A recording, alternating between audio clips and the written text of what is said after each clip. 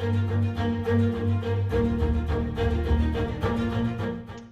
everybody, Mark Coxon, and welcome to the first, #1 edition of the Co.Lore, the Co.Lore podcast, it's a podcast where we're going to start talking to experts on storytelling and architecture and marketing and space on how we use space to tell stories and how technology might be a great part of that.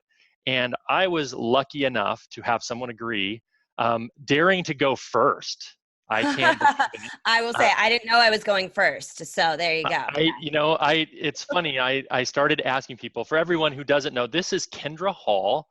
And I first became aware of Kindra because she spoke at the NSCA's BLC conference and talked to us about telling stories for our business. And I thought she would be an awesome person to kick this off. So Kendra, thank you so much. Oh, thanks for having me. I'm super excited. I'm a little bit of a fanboy, so I will contain my excitement. All right, good. I like it. So after you did the BLC conference, it seems like right now you have some exciting news. You have something coming out that everybody should watch for. What have you been up to the last couple of years, and what should we be looking for? Well, the last couple of years have been, when you said when it was that we met, I couldn't believe, how much has happened since that time. It seems like yesterday, and then it also seems like 100 years ago. So as you know, a lot of what my work has been is as a keynote speaker. So I speak across all different industries for all different areas, in all different areas of business, about the power of storytelling in business. And we were just talking right beforehand, it's sometimes shocking to me how undervalued or misunderstood this skill really is. But most recently, I've been spending a lot of my time. I wrote a book, and that book is coming out very shortly. It's called Stories That Stick: How Storytelling Can Captivate Customers, Influence Audiences, and Transform Your Business, published by HarperCollins Leadership. And I'm really, really excited about it. And I understand, Mark, as a result of doing this podcast, you got an early copy, right? I did, and I don't have it here in my bag, but we will put it up through the magic of video editing. As you had talked about your book, we will make sure your book is shown. One of the amazing things, I did get an advance copy, and I'll tell you, I'm not a fan of a lot of business books in general, especially ones that are very tactical, because I find them hard to read. Yeah, agreed. So I read a lot more books on business psychology and presentations and things. Like, I'm a fan of Nancy Duarte. I'm a fan of Barry Schwartz and the Paradox of Choice. I'm a fan of Dan Ariely, who wrote Predictably Unpredictable, or whatever. What about Charles Duhigg, The Power of Habit? Have you read that one? I haven't seen that one, but now I have a new one for my list. So we're great. So I was really excited because your book does something that not a lot of books do, and that is, it doesn't only give you kind of some tactics, but it actually gives you a formula, and almost like your book does. And I'll give away one little thing that I think is great that you reinforce over and over, is this idea of attention, influence, and then transformation.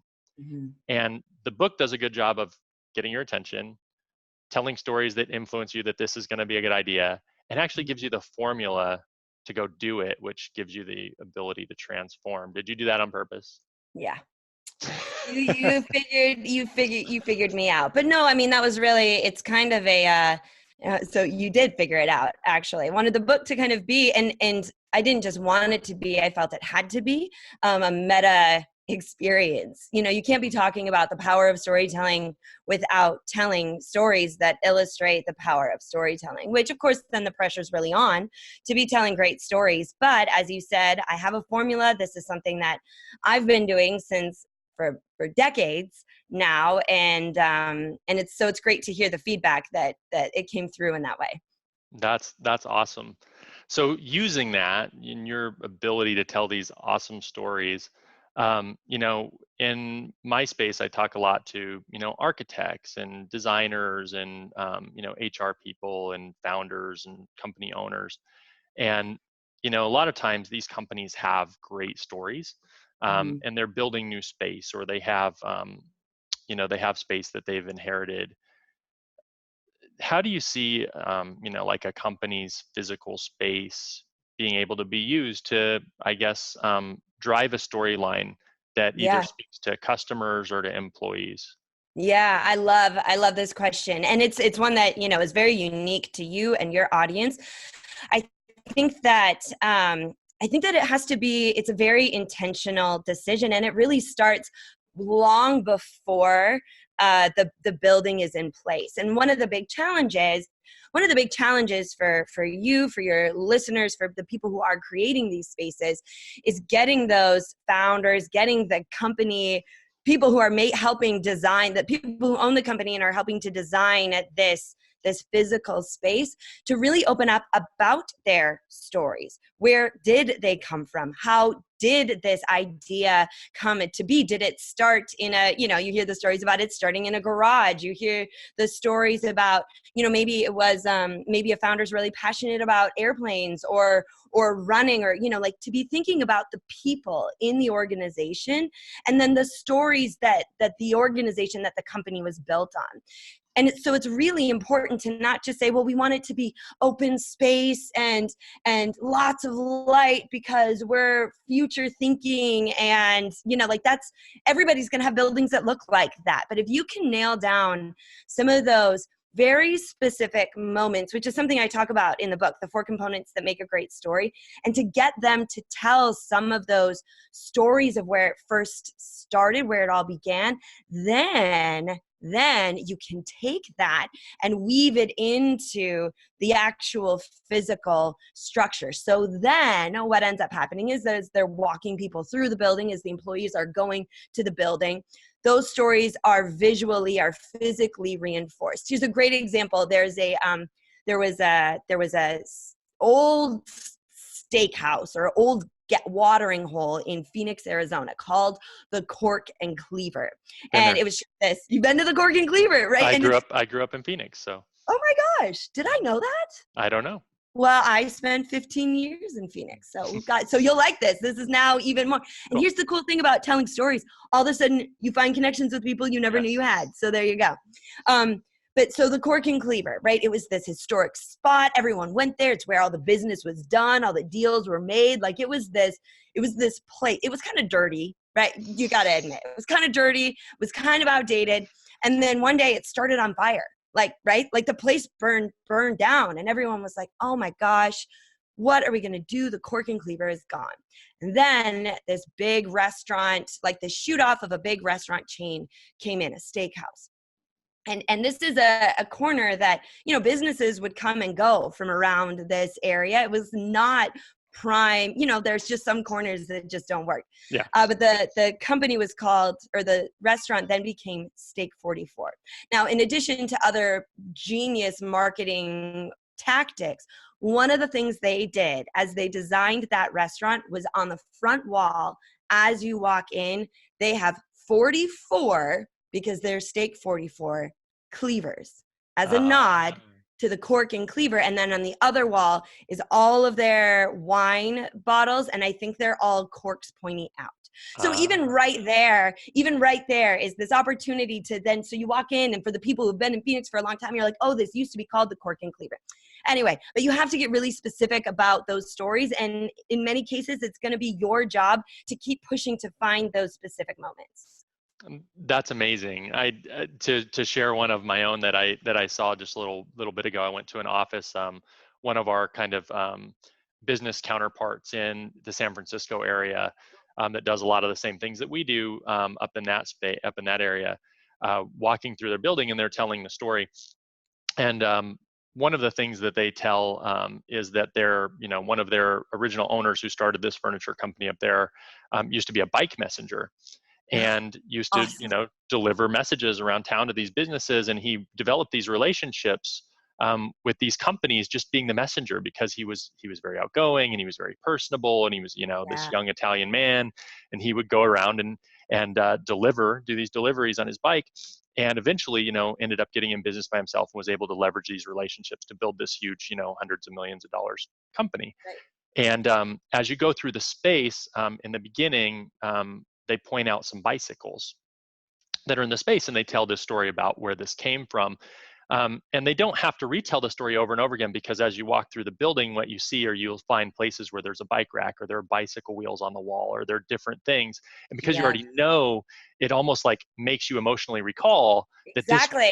this was Exactly. somebody's passionate small business. So, And and I think that's where, so like I've walked through some very beautiful facilities, and they are beautiful, and they'll say, oh, this is our bamboo wall because we're green, and this is our this because of that. But you don't, it's pretty and it makes sense, but it is not the same as being consistently reminded about where this all began, or consistently reminded of the founder, who, thinking back to him on his bicycle, like how, what a beautiful thing that is to come from such small beginnings, and think what that means for the employees. So that was another perfect example. And but in order for that to happen, they had to have told the story of the bicycle first. And again, people aren't necessarily like the founder, they're not necessarily the design, they're not necessarily going to think to tell you those stories. You're going to have to ask for them, and it might take a little bit of extra work to find them, but it's worth it when you do. yeah, one of the interesting things, and I'll lead this into, into the next question, but one of the interesting things I found in your book was what you said with, you spelled out 4 different kinds of stories, and I'll let you say those. And I think there are probably 1 or 2 that may be best for businesses to tell within their business, and I'll get your input on that. But one of the things when you're talking about finding those stories, um, one of the interesting things I saw was in the chapter on one of the stories, which is the founder's story, right? Yep. You said one of the pitfalls is the reluctant founder. Yes. Many times the founder doesn't see the connection, or believe in the value, or maybe feel comfortable putting themselves Mhm. out there as the story. Yep.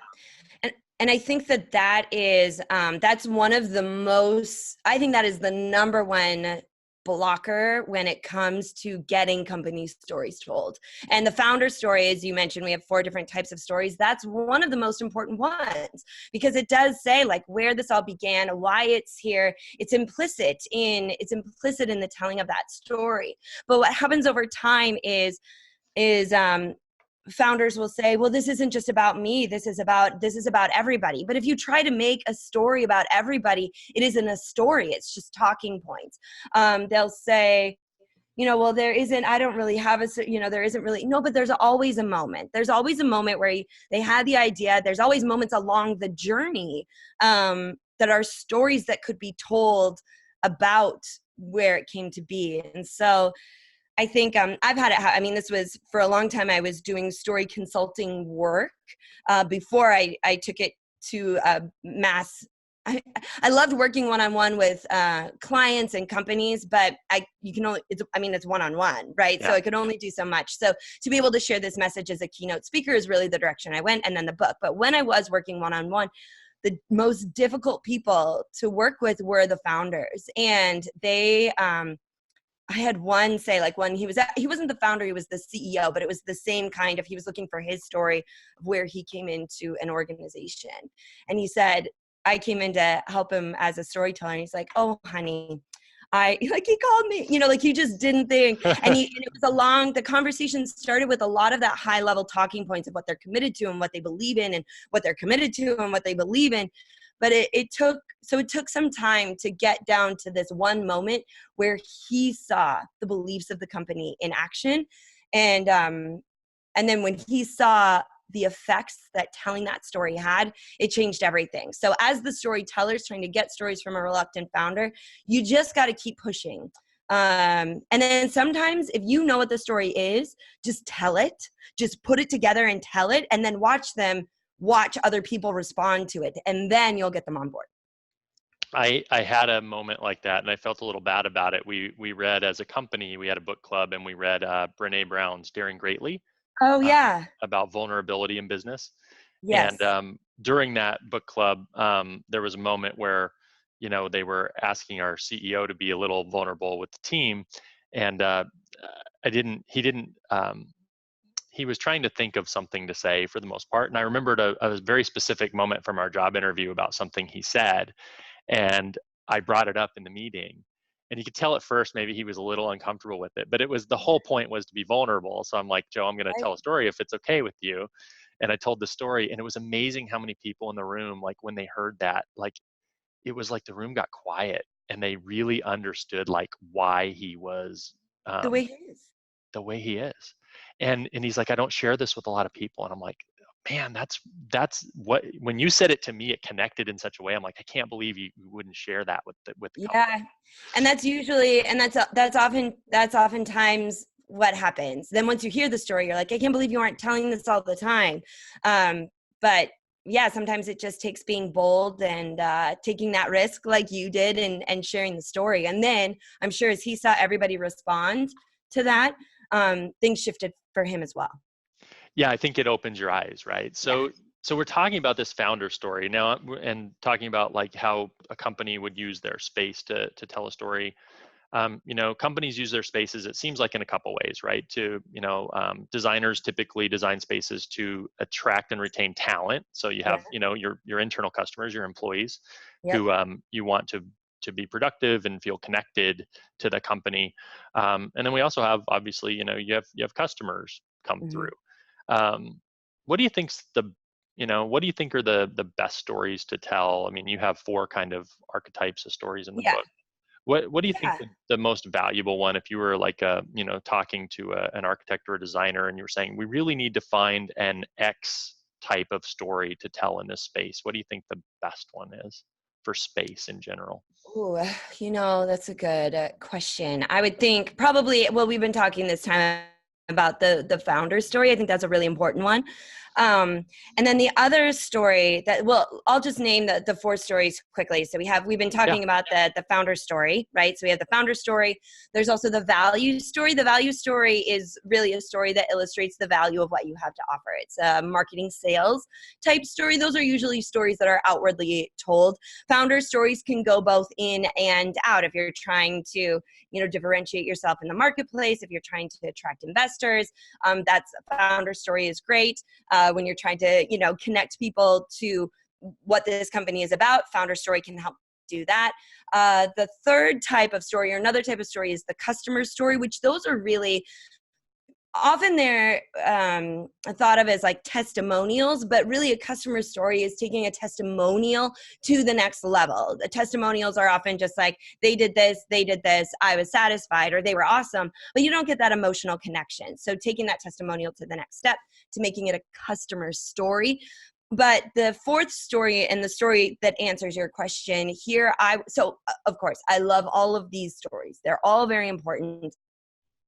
But in terms of telling stories in space and physical spaces, you'll want to be focused on purpose stories, which the purpose stories are the stories that align and connect teams over initiatives. They're the ones that will more deeply connect them to the mission, to the purpose, hence the purpose story. So, sure. so one of the options would be, you could break down a company's mission statement and say, that we exist to inspire, to uplift, and to move the world forward, or whatever. So then so you have those high level things, and then you take it down a step. And so when is a moment in time, a story of when this company inspired somebody, lived out that piece of their mission? When is a time that they uplifted someone or a client, and how did they do that? And then those stories can be represented throughout throughout the space. That's awesome. But again, I, it has to get down to those moments that illustrate. You can't just paint the word inspire on the wall. Like, it just isn't. I mean, you can, but that's not a story, right? Yeah, and I think so that leads me to one thing I thought was really interesting about your book, especially for technology people like us. There's I guess a tendency, or a what is it? It's not really a tendency, but there's this easy way out that we want it to turn our spec sheets and Yeah. our information and our lists somehow into a story. And I love the way in the book you connected it to the credit card on the airplane, that like, hey, the Yes. person comes out and they say, hey, here's the frequent flyer mile card, and you get an extra bag every week, and you get extra points on your card, and you could take, you might get free upgrades at some point. And you said nobody zero people watching this person Yeah. give the spiel, right, before you Yeah. land.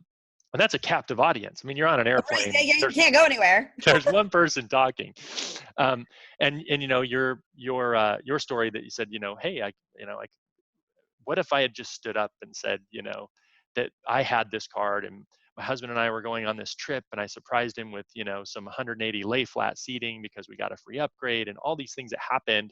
All of a sudden, that list of stuff became something emotionally captivating. Yeah. um, Very, very, very cool, because I think people forget that, that part of it is that, we tell stories to connect and to create an emotional impact. um, One interesting question for me, and it wasn't on my list, so I'm going to put you on the spot. um, I didn't read the list that closely, if I'm totally okay, honest. I don't want you to cool, know that, but cool. So I usually only do my homework at the very last minute. So in AV, when I give talks about audio video, and I gave a talk at InfoComm this year about how you can use audio video to trigger emotional states, right, and to trigger biology to get people to respond to a call to action.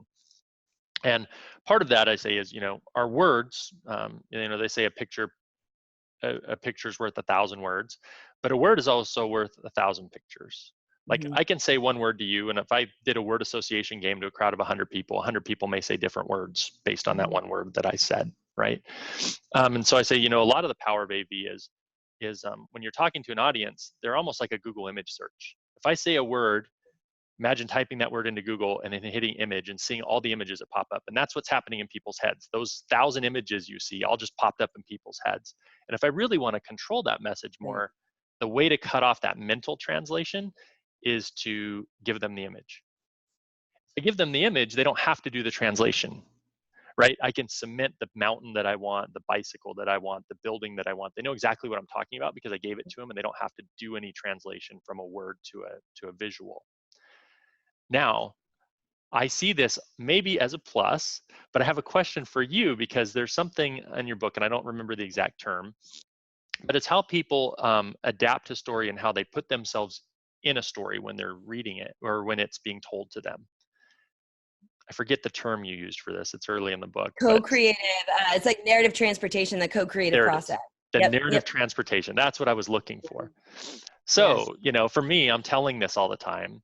And then I read this and I say, so am I hurting the audience? Am I cutting off their narrative transportation by putting them in an environment that's Yeah. foreign, as opposed to letting them put themselves in the environment that the story lets them put themselves into that's more familiar to them? What do you think of that? Is there a plus and a minus to it? Is there?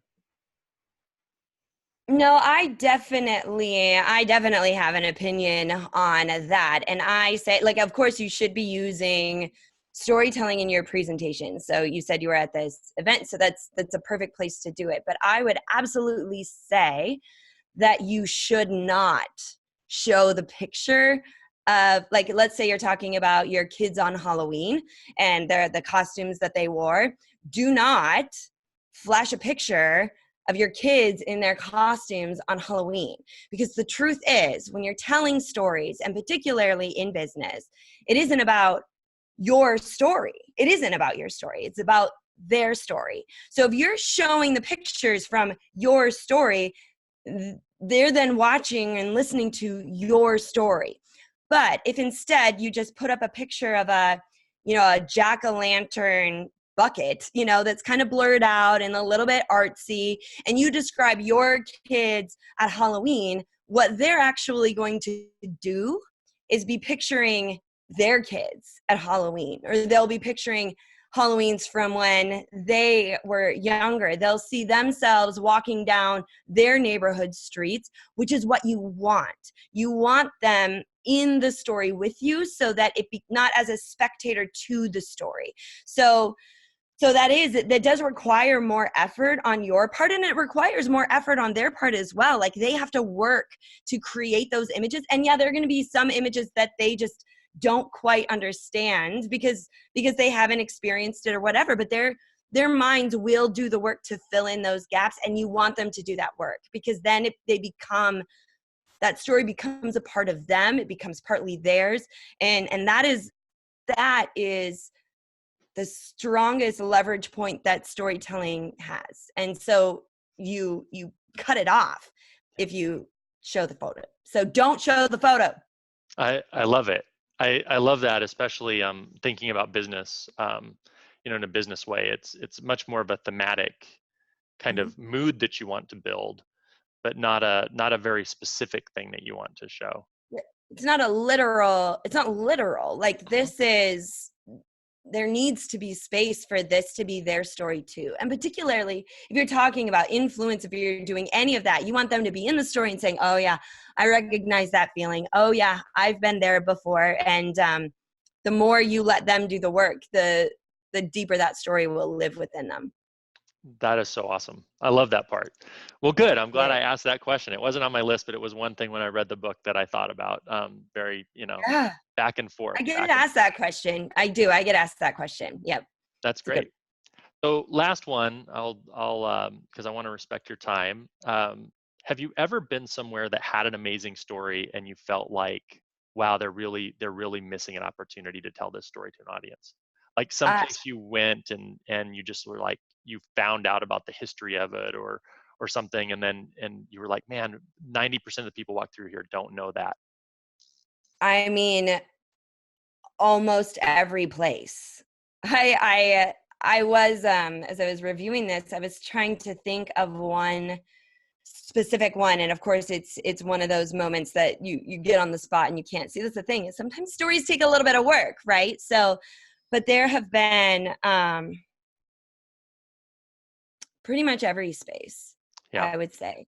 uh like there's this one retail company that I've worked with before, and the story of how it started is just beautiful and relatable and wonderful, and it was absent. I mean, the store was great, the space was great, but it was just such a missed opportunity. And also, this is something that I would say too, if you're working in spaces, don't be afraid. I made a joke, but don't be afraid to put the stories on the walls. Like if there's a area where people are going to be spending a lot of time waiting, like if there's a waiting room or a lobby or whatever, like put the story on the wall, because with that blanks, people will read. I mean, think about it. Chipotle put their stories on cups, right? Like any of those blank spaces are opportunities. But yeah, I'm sorry that I'm going to let you down on this one, and I don't want to give anybody away.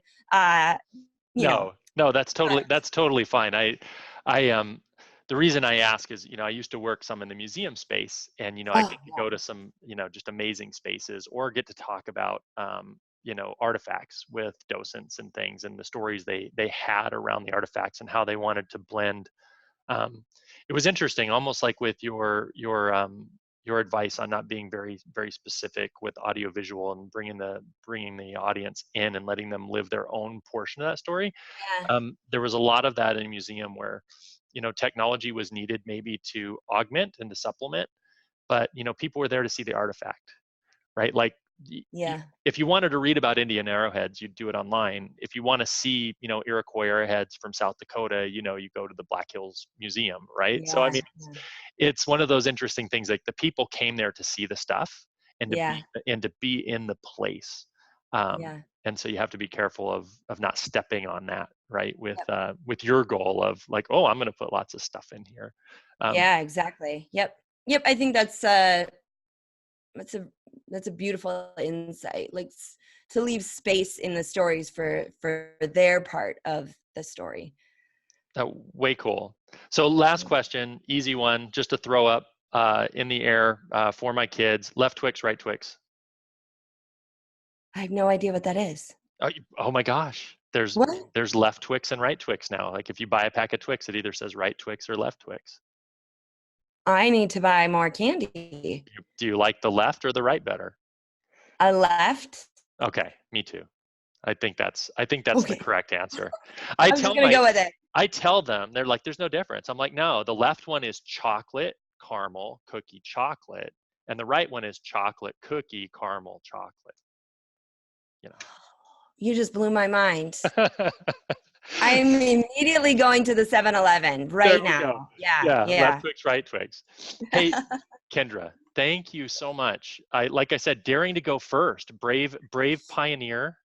Well, I did not know. I told you that. I did not know that I was first, but there we go. Hopefully we set the bar high. We are, and I'm excited to say that I have I have some other commitments that I think are going to be really exciting, and I'm glad that we're starting with you, because I think giving people an idea of how important story is, and how you build it, will be, just like you did in the book, would be a great foundation for this podcast for the people who listen to this, and then they know what other people are talking about later. So again, Great. thank you so much for taking the time out. I appreciate it. And this has been the Co.Lore podcast. I'm your host, Mark Coxon, AV Phenom, and we were happy to have Kindra Hall as well. And we will see you next time.